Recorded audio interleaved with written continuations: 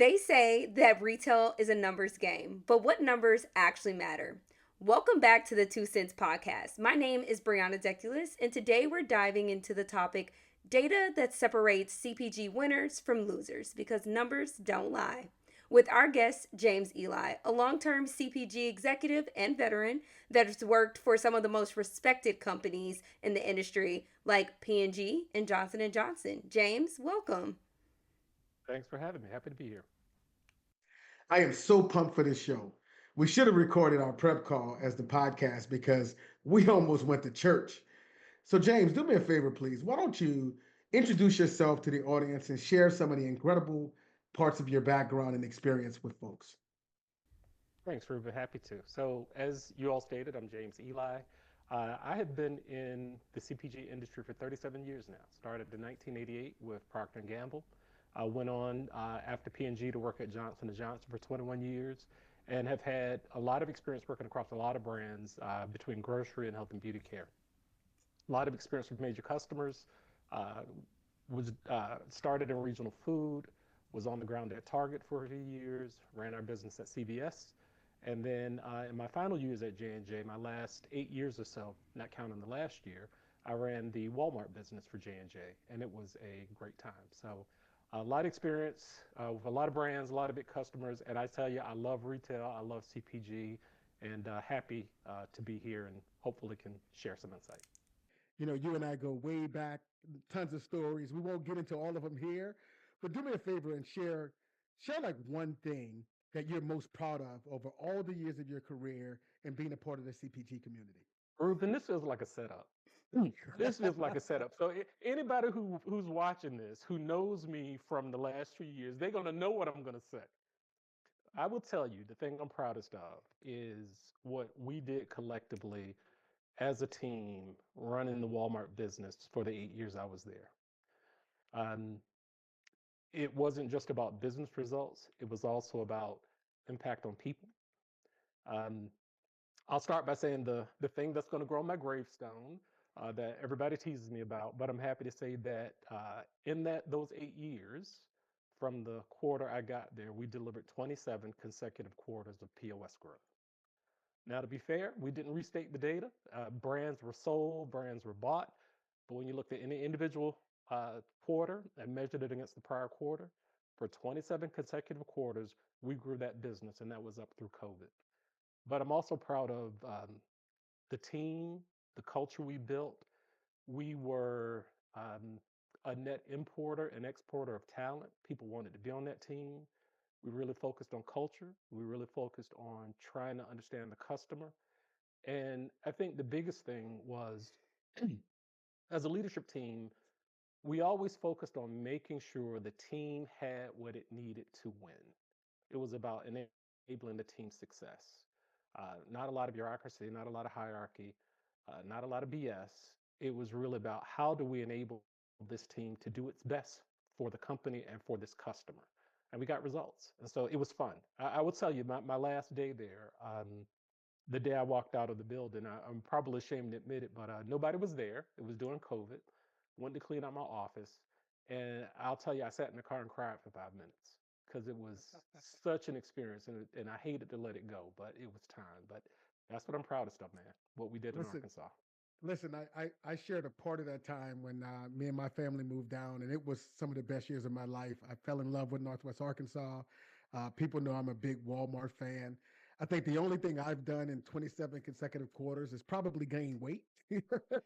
But overall, man, I'm not touching that. that's, that's a remarkable achievement, and I appreciate you sharing that right for the audience to hear that. James, do me a favor, man. Tell me about a brand that folks would likely consider a Me Too brand, but they really landed the consumer insight and won in their particular category. I'll tell you that the biggest example of that comes to mind for me is Bevel.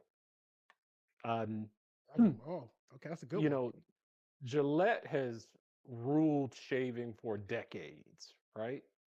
And this brother, Tristan Walker, had the nerve to think he could come into the category with something special. And he had something special. What he had was insight. He knew that there was an unmet need for men of color in this space. And a safety razor, a single edge or double edged razor, isn't new innovation. They've been around for, over 100 years. But as the category had grown and as products have been introduced, I think that somewhere someone didn't care or lost the insight around what it means to shave, you know, for men of color, right? We have coily hair. The follicle oftentimes twists back into the skin, causing hair bumps and irritation. And shaving can make it worse because as more and more innovation was delivered in the category with double-edged and triple-edged and quadruple-edged blades, what they missed was that when you have multiple blades, the first blade will pull the hair and cut it. And as the follicle is going back, the second blade comes behind and cuts it again. And so then the follicle ends up being cut so cleanly and it rests below your skin. Now, if you've got straight hair, that's not an issue. The follicle is going to grow back out. But if you've got a curved follicle, once that thing starts to grow, it may not be able to break the skin, goes back into the skin, and you end up with hair bumps, inflamed skin. And that's the problem for men of color when they're shaved. So Tristan had this insight that, look, here's an unmet need. We have a particular need based on the physiology of how our hair grows. And he tapped into that and brought back to market basically a product that had existed for ages, but no one was thinking about it relative to it satisfying this unmet need. And so I'm sure when he launched, people probably scoffed at him and said, oh, they're not going to do anything. But it blew up because, again, he launched based on the insight. He understood the science of what the consumer needed. He understood how his product could deliver on a benefit. And as a result, they grew. And guess what? Ended up getting bought by P&G. So I've used Bevel for years. Um, I will tell you, I started using it. I was a little uncomfortable with the weight of the razor itself, and so I shied away from it. And I'll tell you this: here's something else too. He pays attention to his business. I ended my subscription within a few days. He was looking at my profile on LinkedIn. That was not a coincidence. But I went back eventually, got comfortable with it, and I'll tell you, haven't had a problem since. Skin's not perfect, but it's not what it was. And Mm. so, again, this guy understood his consumer. He understood what they needed. He understood how to position something that, in its own right, may not have really been innovative because they already existed, but he figured out a way to innovate on it. And look at him today. I love that. That's a good story. And you just Yeah. educated me. I don't know anything about shaving, but okay. Well, and what I love about it is, and this is where, you guys that we've talked a lot about, founders brands. Mhm. So many brands today put forward the face of the founder and their story as the reason to buy a product. But at the end of the day, I might like Ruben. I might like Ruben and what he represents. But if Ruben's product doesn't meet my need, if it doesn't deliver a solution to something that I need, well, Ruben's product's not going to be around long, right? And so, you know, Tristan Walker's name was always associated with the brand, but it was as much about his product and what it was doing and the benefit, if not more, than it was about him. And so many people today go out and think that their brand should succeed just because they've got this face or because of, oh, I had a hard life and I ended up making these special cookies. Are they really special? What makes your chocolate chip better than somebody else's chocolate chip? Right. You know, you really got to look at the end of the day. This has been true before I started, but definitely over the 37 years I've been doing this. One of the first things I learned when I was at Procter & Gamble, it was about understanding or being able to articulate features, benefits, and addressing unmet consumer needs. What makes your product different from everyone else's product? What are you delivering that the consumer can't go get from another brand that's already on the market? How is it superior? How is it more beneficial? How is it faster acting, more efficacious? Is it delivering something new and novel? Yeah. But if it's just your pretty face, I don't know that that's sustainable. Absolutely. Uh, Go ahead. Go ahead, Ruben. no, I was just going to say product market fit. That's exactly what you're talking about, right? Definitely. So you hinted at something, James. So I kind of want to lean in on something that you said. So when you were at J&J, or you were at P&G, and these big players, how did they ensure that their data storytelling resonated with the retailers and the buyers at those retailers, those must wins, to make sure that they were able to secure that shelf space? Oh wow, so many ways. I think there's the easy answer, and then there's this longer, more institutional answer. The easy answer is number one, in both organizations, they always started with the consumer. I can tell you about so many times, and look, and I saw it. I had a closer look at it in J&J because I would say when I was at P&G, I was in sales, I was in the field. I didn't spend a lot of time in the internal organization. In the 13 years I was there, 10 were in the field, two internal, and then my last year I was working on a special project. Really grew up in J&J, went from manager to vice president, internal, external. So I got a chance to see how the machinery worked even more closely at J&J. But in both instances, they always rooted their innovation in what we were just talking about, a clear understanding of the consumer. And that in its own way requires data, right? It may not Right. be numbers all of the time. Sometimes it's qualitative data. It's data that's gleaned from focus groups. It's data that's gleaned from uh, feedback that comes from consumers through your customer service line. It is surveys, right? But then also it's the data associated with the development of the product, right? Testing the product to ensure that it does what it says, that it's as good as or better than what else is out there, right? But then it was how they pulled the story together to make it easy for us as salespeople to then go in and share that and explain that with the customer. And when I would say the difference in my time at P&G and J&J is I'll call it analog versus digital. I Mm, started at P&G in 1988, and we would get our sales materials in the mail, and you'd get a binder every quarter that would lay out all the sales plans. And there was just reams of data and information, right, to go with what would later be the presentation. They made sure they armed you with every insight possible so that you could go in and sell that innovation. And then when I got to J&J, more digital, it was, 2001, more things coming us online. Again, no shortage of data and content and insight on the consumer, on the market, even on the customer, and how the customer was performing and how they matched up against the opportunity so that we could go and effectively sell. But at the end of the day, no matter what you provide, you have got to have some data about the consumer, their preference, their needs, and why this product is important to launch. absolutely. That's super powerful, right? And obviously in those big engines, right? We had the power of retail, Nielsen, IRI, and all those things. But now they have Chat GPT, right? You'll be surprised the kind of data, right? Some of that um, quantitative data to go with the qualitative in terms of being able to put together a great story, regardless of the size of your business. So, but I love that perspective. Yeah, Love it. and they had Absolutely. the machinery built behind it. Look, I'm going to tell you, between both organizations, you couldn't get a better set of marketers, right? I remember what was then called CMK at P&G, your the equivalent to what would we call them today? Um, Market research, right? Market research. you know, we had those people embedded, in the teams when we were in what was then customer strategy, or I think it was trade marketing when I was at Procter.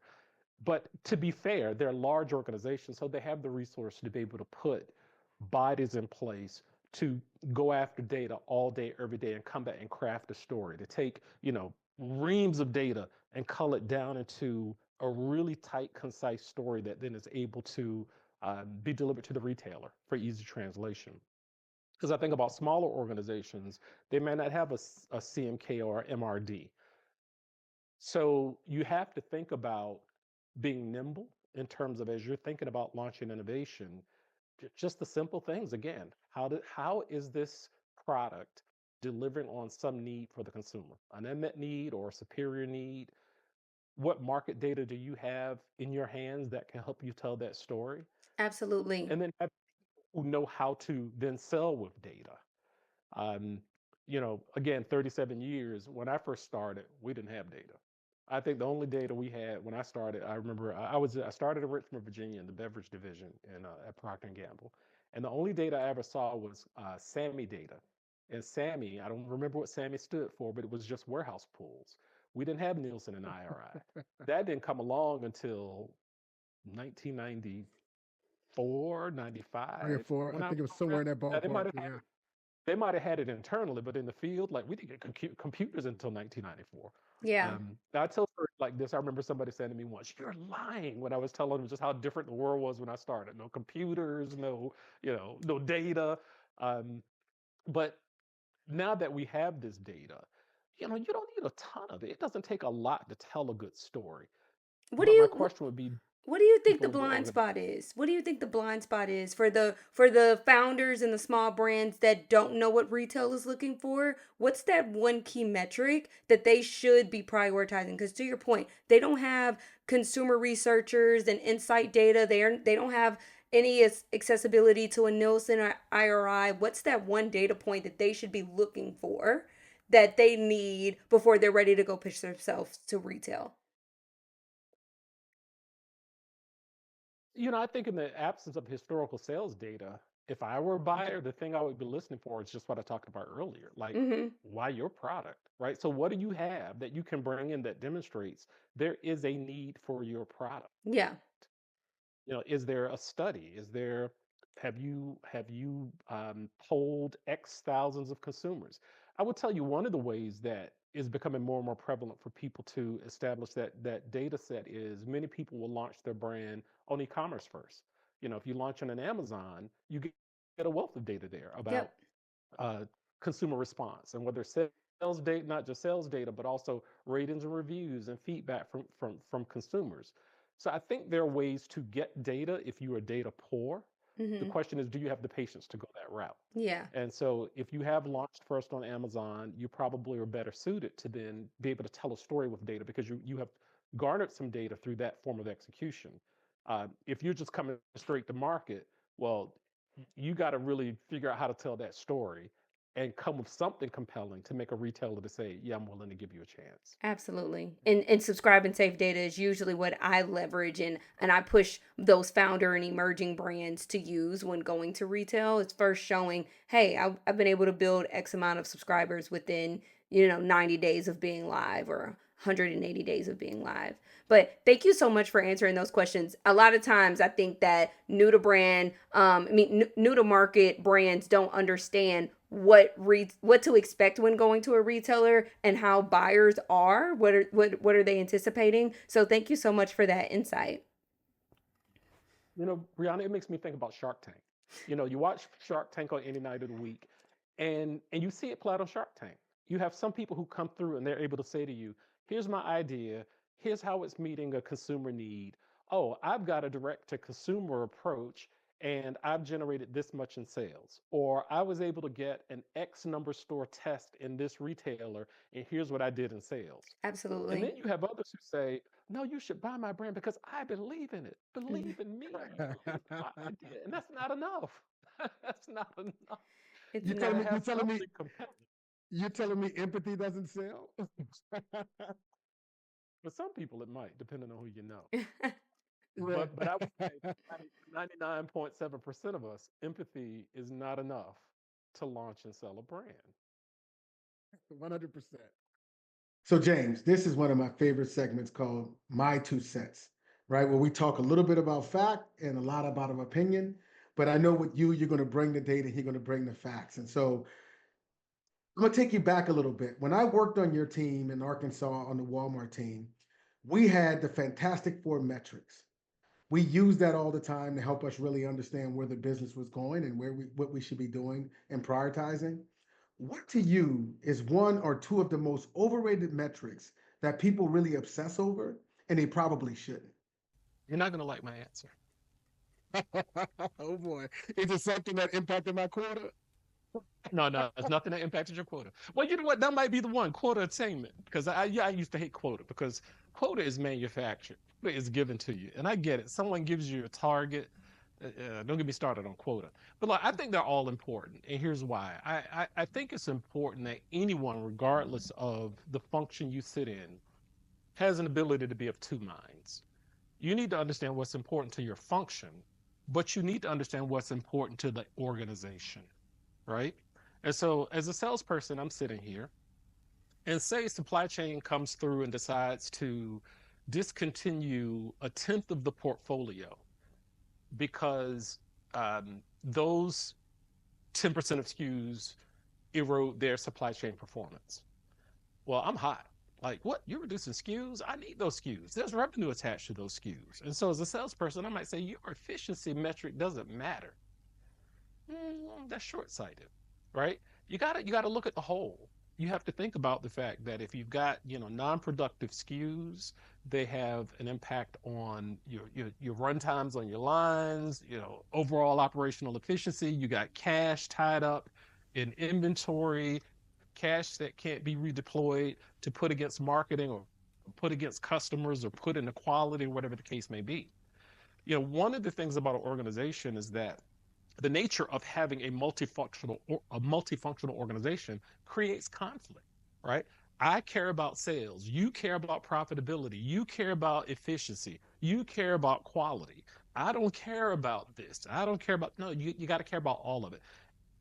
That tension is meant to exist, because if everybody lined up just against one metric, that could be to the detriment of the entire organization. So if we just line up against top line, I can go sell, sell, sell, but I may be selling more margin dilutive SKUs that impact the profitability of the company and the portfolio. So you have to look at all of them. Now, it may not be your job as the salesperson to understand every metric across the organization, but you have to understand the value that those metrics play for other parts so that you can work together effectively.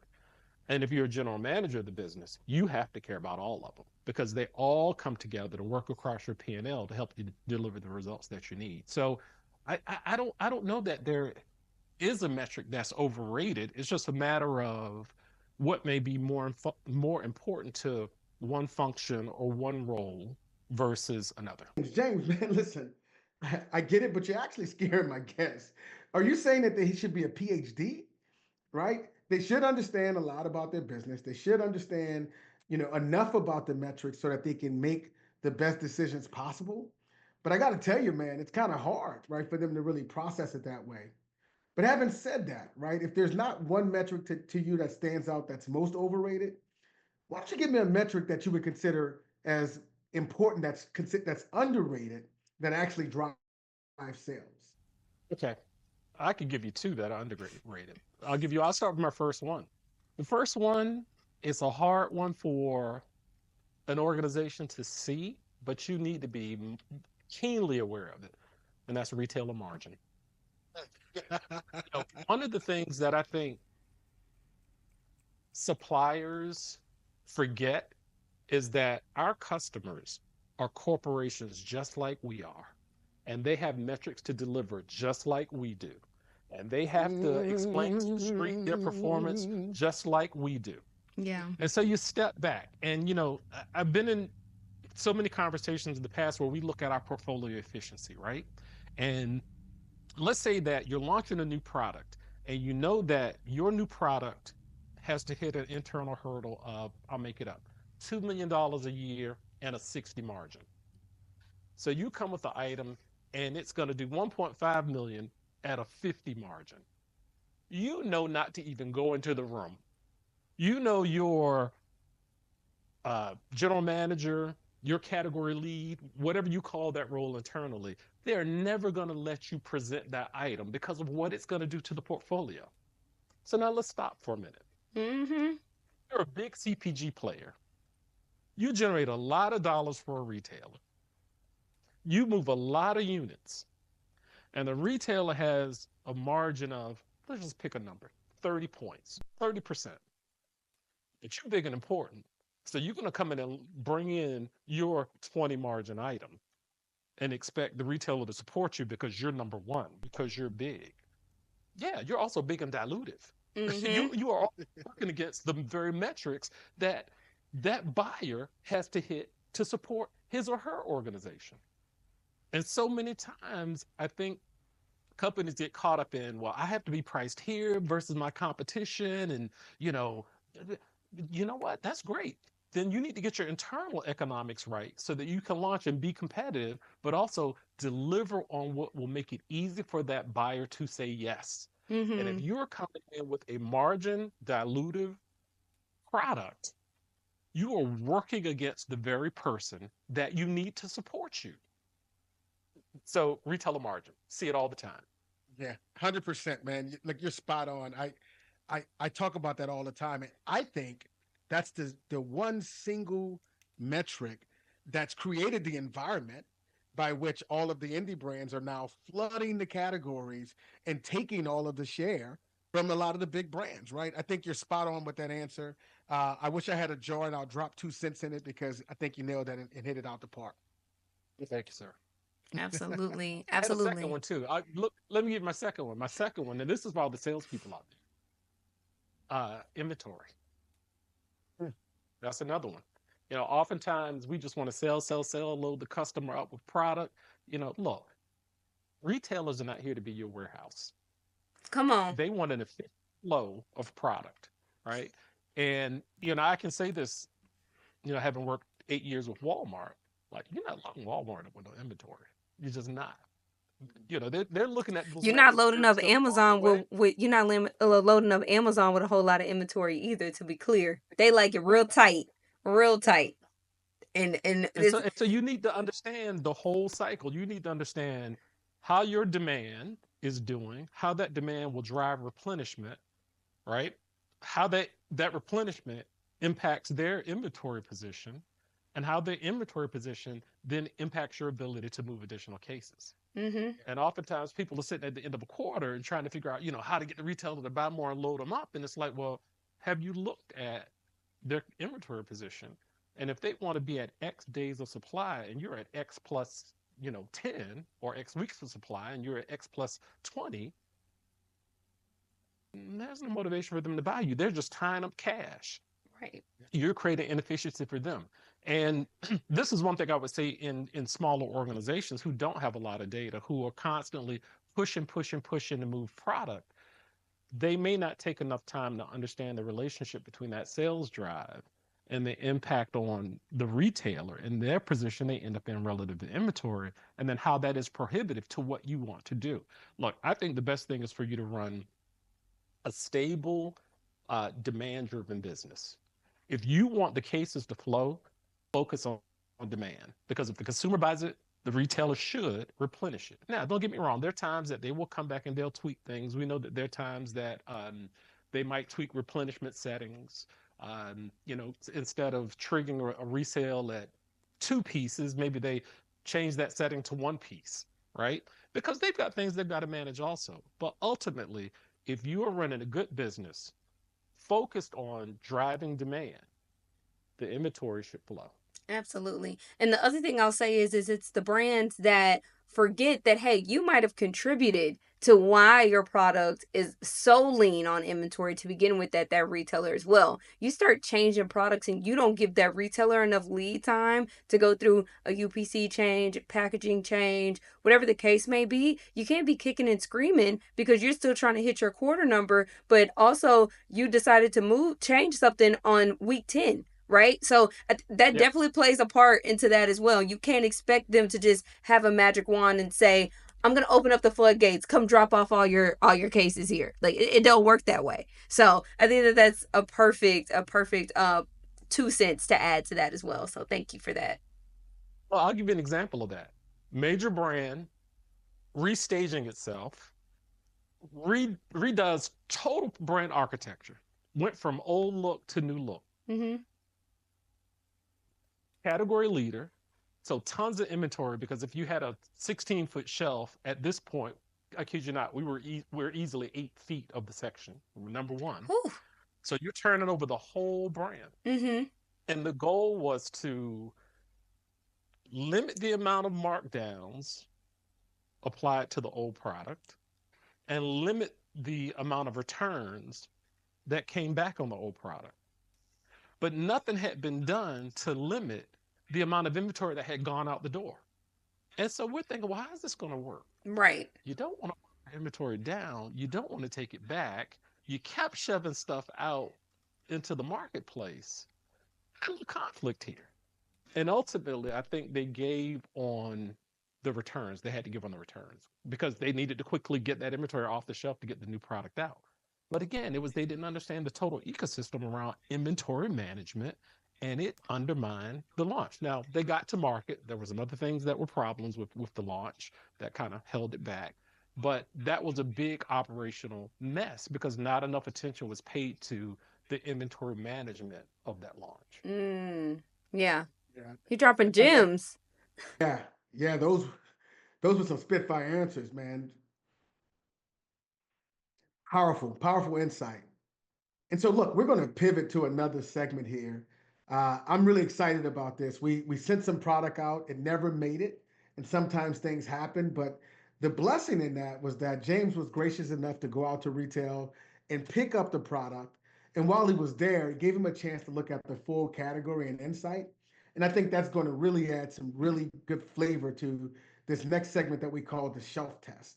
So I'm going to then hand it over now to Brianna, and I'm going to let her facilitate this with James because I think they're going to really blow your mind and how they look at products and think about the category as a whole. Brianna, I'll kick it to you. Absolutely. So I'm super excited to start this segment because I think it's going to be fun. And James, I feel like you are the perfect partner to do this with. So I'd love for us to start with the whipped product, maybe. Yeah, you have that with you? Okay, Okay, perfect. I do. And so we both have the product. We're gonna talk about it, and I'm really excited. So we'll look at. I actually have the gold one. But we can talk about both of them, and we can even compare the classic as well. So, looking at this, I'd love for you to give us a live assessment of really the packaging, the pricing, the positioning, and then after that, we'll talk about what kind of grade we would give the product. And I'm happy that you have the classic versus the golden. And so, I'd love for us to also talk about the differences between those two and maybe what one is lacking. Okay. So I got a bag here. And so I'm just gonna play from it. Like, oh look, what is this? Oh. All right. So if I were pulling it out the bag, there are a few things that hit me immediately. Mm-hmm. So the product is what first disclaimer. The opinions expressed here are not anyway. All right. So number one, you pull out the whipped product. This right, and so I see really novel product, looks like whipped cream. Um, it's sunscreen, so it's kind of cute, right? In terms of they've got a new form, a foam, a whip, and they're uh, selling it in the context of food. So kind of fun and whimsical, right? And maybe it's enough to draw you in at the shelf. But then when I pick it up, look, number one, you only have a few seconds with a consumer. And if I'm just looking at the front of the package, I get the brand, Vacation Classic. Whip is the product or the sub brand. That is the SPF 30, but I don't get a lot relative to claims. And if a consumer is walking down the aisle looking for a sun care product and she's scanning and she's reading packaging, why are you making it so hard for her to understand what this is and what it does? Literally, the only claims here would be, um, look, broad spectrum SPF 30, that's a feature. Sunscreen mousse, that's a feature. Okay, water resistant 80 minutes. Okay, that's probably your claim, right? But then you go down the aisle and you look at other products that are there, and they speak to things like being dermatologist tested or highlighting a an ingredient like the fact that they're oxybenzone free. One of the best examples of claims on the front of packaging that I saw was CeraVe, and they had blends seamlessly into skin with a lightweight, non-greasy feel, Mm-hmm. suitable for sensitive skin. Mm-hmm. And And I don't know if usually the last one is no white cast. That's usually that ending claim that you see, especially with CeraVe. They'll always call out that they don't have that white cast finish. So it doesn't leave okay, that pasty look on your skin. since you said that, that was one of the things I thought about, right? I see this foam, I see this very, I don't know if Mhm. this is lightweight, I don't know if it's thick. And so, me personally, as a person of color, I would look at this and say, I don't know if I want to use that because I'm not sure if it will leave white casting. Now, Mhm. to your point, one of the items that I did see at the shelf that did an excellent job conveying claims in that sense was Black Girl sunscreen lotion for face and body, right? Yes. I think it's Yes. 12%. Let me look at a picture real quick. I took a picture of it. It is, yeah, black girl sunscreen. Yep. And it was great because as you look at what they have here, moisturizing sunscreen lotion. Okay, moisturizing for Mm-hmm. face and body. Spectrum SPF 30. Okay, everybody else has that. It's featured. Infused with jojoba and avocado. Oh, wow, we're unique. So right there on the ingredient story on the front, on the claim, I've got a unique ingredient. Yep. Water resistant, 80 minutes. Okay, that's standard for these type of products. And then at the bottom, ultra sheer, no white residue, fragrance free. Yep. They've got a package that's working very hard for them at first glance. Now, so as I step back, the other thing that was interesting about seeing this item in the context of the shelf versus Ruben sending it to me in a bag is that I got a chance to see that it was $22. $22. $22. Expensive. And this packaging isn't working. You've told me nothing about why this is important. So let's go back to our prior conversation. It's not that different from, hey, buy my product because I'm a celebrity or buy my product because of my hard story. Mm-hmm. This is buy my product because I'm a whip. Okay, I don't know. Like, why do I need a whip? I okay, and certainly, why do I need to buy a whip at $22? That's not really telling me much about what it's going to do for me, aside from the fact that it's a whip. So I think it's important that we call out one thing right here, particularly in the conversation. What retailer did we get this from? We got this from Target. Target. Target. Target. It wasn't My, Walmart. It wasn't yeah, my Amazon. retailer wouldn't have had that.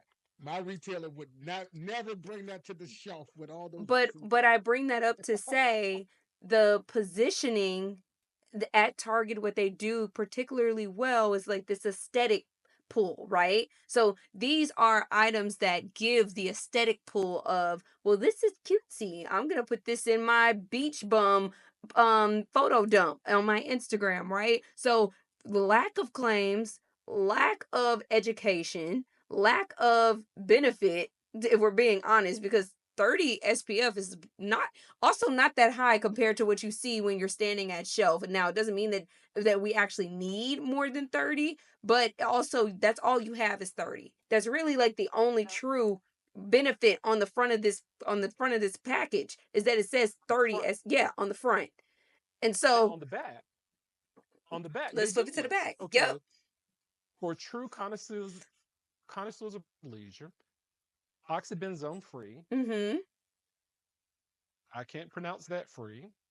Vegan, cruelty free, PEG and paraben free, dermatologist tested. Not approved, but I still don't, tested. and I still don't see what makes this then different. Maybe the vegan. And so if that's the case, if that's the big differentiator, why isn't it somewhere on the front of the label? And it's so Right. small, you make me read. And so if I'm a consumer, again, look, Target is a great place for a discovery trip, Yep. right? You've got your destination, you've got routine, but there are some retailers that it's all about discovery. I'm going to take the time to go in and browse. And if you've got a consumer who has the time, the luxury to leisurely, as they say, browse the products on the aisle, who's going to take the time to try to understand this and say, okay, it's cute because it's a whip and it's vegan. I just don't know how this is any different from anything else on the Are shelf. you buying Now, this? what's it? Are you buying this once you turn the can around? Would you still buy it after you read the back? No, it's not. No, not for $22. It's not that differentiated. Now, the other thing on the claims that's really interesting. So I pulled up their baseline on Mm-hmm. Target.com. Mm-hmm.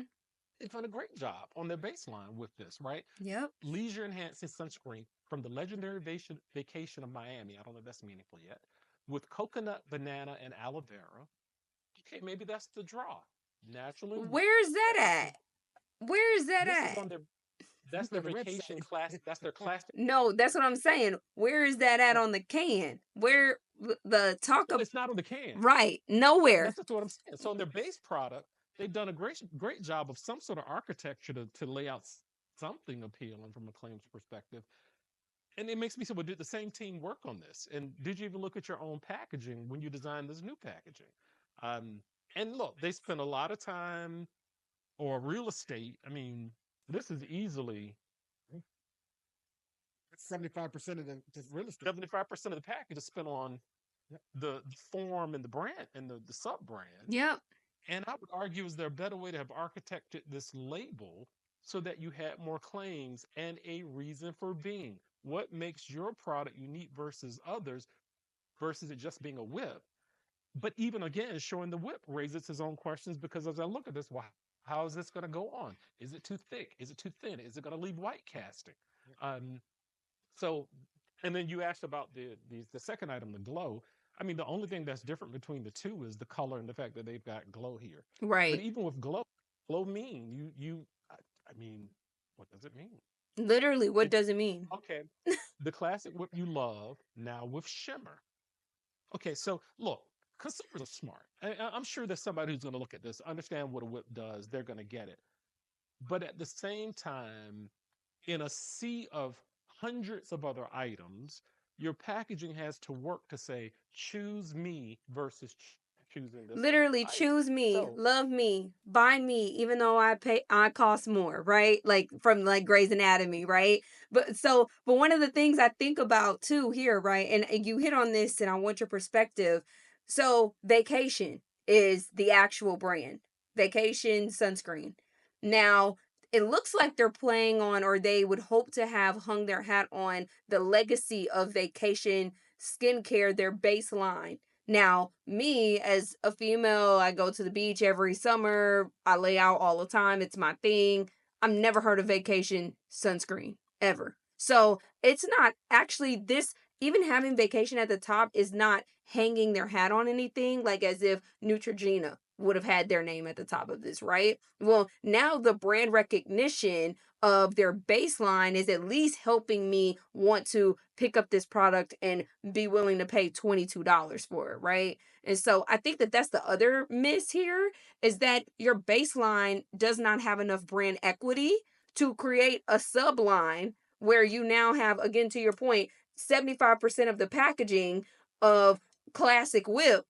I'm sorry. I don't know what classic whip is, especially not in sunscreen settings, right? So I feel like that was also like that big piece, is that if you don't have enough brand equity behind your baseline, how can you expect someone to now want to go try a different form, a different anything within that, if there's no true detail of first, who are you? And I think that that's the other missing part to this for sure. yeah, and I make sure I'm reading the back because I want to make sure we're not missing something because somebody might then leave a comment and say, you didn't read the back. Well, okay, I'm reading the back. Still, I see nothing that they call out that differentiates this or anything that says why a whip. So Yeah. I tell you, if you ask me to give this a grade, it wouldn't be a high grade. Mhm. I'm shocked that a merchant wouldn't look and give that same critique relative to other things that are going in the category. And oh, by the way, you are so high priced. Right. Right. So I wish him well. Absolutely, and definitely same. I think that if they bring it back to the drawing boards, they have a possibility of being able to have some fun innovation within this space for sure. Because I think the whip thing is cool, but they need to go back to the drawing board around the education piece, is what I think we've kind of landed on here. Well, this was so much fun. Yeah, go ahead, Ruben. What'd you have? I'm sorry, Brian. I just want to. I just got to make one last comment. But James, you hit the nail on the head, right? These guys probably got a shot for one reason and one metric that you talked about earlier, and that's margin, retailer margin, right? Listen, margin to make you do some strange things for some change, and so I'm sure that had something to do with it. While they missed a lot of things, at the end of the day, it was that margin that gave them the shot. Sorry about that, Brian. I just wanted to add that. No, no, no, no. Absolutely. Thank Well, you so one other thing much. I'll throw in here on this one. One Mm-hmm. other thing I'll throw in this that hit me the minute I saw the product. You can't tell it on the video, but Brianna, you have it in your hand. Mm-hmm. For $22, I don't expect a wrap. No. I would expect this to be screen printed. Same. It really kind of um, cheapens the execution in this Yep. instance. For $22, I would expect screen print. So And on that note, we're gonna go ahead and put this one back on the shelf. I don't know if this is one that we will want to keep and use, so we'll place this one back on the shelf. Thank you guys so much for tuning into episode 3. James, we had a great time talking about all things data, talking about shelf testing. I mean, thank you so much for your time. Happy to be here. I'm glad you guys invited me. Yes, yes. Please like, comment, and subscribe and follow. We thank you so much for tuning in. And more than anything, James, where can people find you? What are you doing today? Can they follow you on LinkedIn to continue to grab any gems from you? I don't really publish on LinkedIn, but sure. So just James Ely, Yep. easy to find on LinkedIn. And if I do publish anything, they can read it. But Awesome. Awesome. Thank you so much. all right. Appreciate it. Bye, guys. Peace.